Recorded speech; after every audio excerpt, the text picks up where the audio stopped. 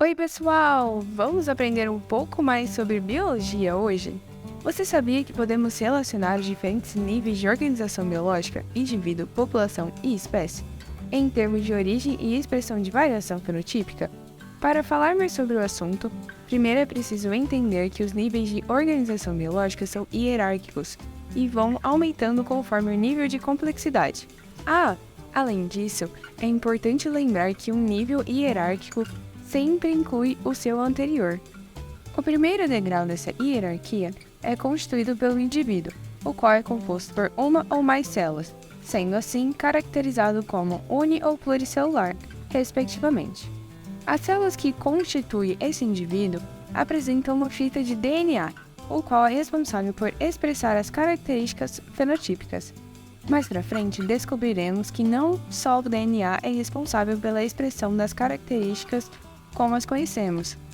Já uma espécie é constituída por todos os indivíduos que são capazes de se reproduzir entre si, gerando descendentes férteis. O nível acima dos indivíduos é a população, na qual os indivíduos de uma mesma espécie ocupam o mesmo habitat e integram entre si. Você percebeu que falamos tanto de fenótipo e não definimos esse termo ainda? Então vamos lá. Fenótipo é a expressão do genótipo, que é a herança genética, de um indivíduo. Além disso, cada fenótipo pode ter variações de acordo com o ambiente em que ele está inserido, uma vez que as pressões externas podem fazer com que o indivíduo se desenvolva de maneiras diferentes. Por exemplo, a forma como os peixes foram alimentados por toda a vida dentro de um aquário e a posição de sua boca. Veja esses aquários com a mesma espécie de peixes. No primeiro tanque, a comida é dispersa na parte superior do tanque, provocando uma mudança conformacional na boca do peixe, deixando-a para cima. No segundo tanque, o alimento foi colocado apenas na parte inferior do aquário, provocando uma mudança conformacional na boca do peixe, deixando-a para baixo. Entretanto, quando a comida é dispersa pela água, não se notam mudanças conformacionais na boca, como é mostrado no tanque 3. Já as populações são formadas por indivíduos com diferentes fenótipos, uma vez que apresentam pequenas diferenças em seu código genético, as quais originam polimorfismo, ou seja, mudanças de cor, tamanho, número de manchas, entre outras. Podemos concluir então que as variações são originadas primeiramente a nível individual, com uma mudança no código genético, que gera novas recombinações e possibilita novas características aos descendentes.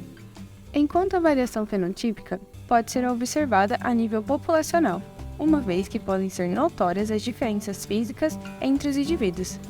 Dentro da população, as diferentes características são selecionadas por meio da seleção natural, que, de maneira simplificada, é um filtro que barra os aptos de produzir descendentes. Por exemplo, dependendo do habitat de determinadas borboletas, fica mais fácil de um pássaro caçá-las. Conforme vão sendo predadas, as borboletas com melhores adaptações de camuflagem de acordo com o ambiente perpetuam a espécie. Por fim, os diferentes fenótipos combinados com a pressão ambiental geram uma variação a nível de espécie, uma vez que as mudanças consolidadas daquele grupo podem definir tanto da população original ou de parte de indivíduos daquela população, que se cria um grupo isolado reprodutivamente dos demais, ou seja, origina-se uma nova espécie. Esperamos que o conteúdo tenha ficado claro para vocês e que vocês tenham compreendido melhor esses conceitos.